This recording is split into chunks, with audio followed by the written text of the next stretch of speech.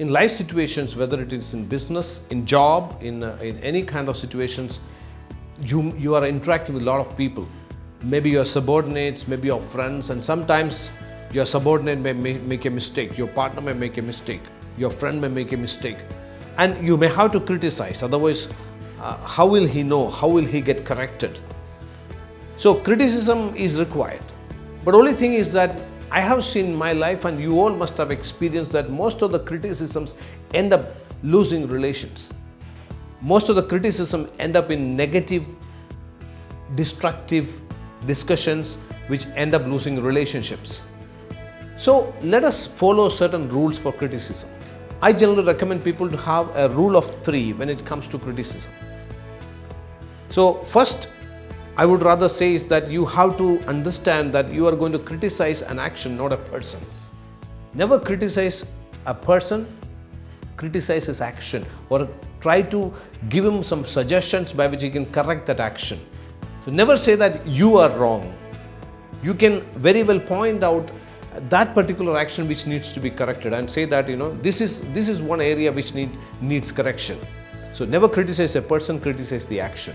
1. 2. Criticize in private, compliment in public. This is something which we do in opposite way. We generally criticize people in front of others and compliment them when we are having a cup of tea together. So never do that. Always criticize people in private. Suppose you are working as a team and one person is not doing the right kind of thing, you have to take him to a corner and you have to tell him personally that, boss, listen, this is one area you need to be corrected. I don't want to tell all this in front of others. That's why I'm actually telling this privately, personally to you. You need to make this correction. So always criticize in private, especially when you're bringing up children. This is very, very crucial. I have seen many parents have that good habit of criticizing their children in front of others and compliment the child, when he is in his personal space. So do the other way around. Compliment in public, criticize in private. Rule 3. Apply a sandwich approach. What is a sandwich approach? Sandwich has got 3 layers. It's not a club sandwich, it has got 3 layers. So the first is that you have to acknowledge what is good in him.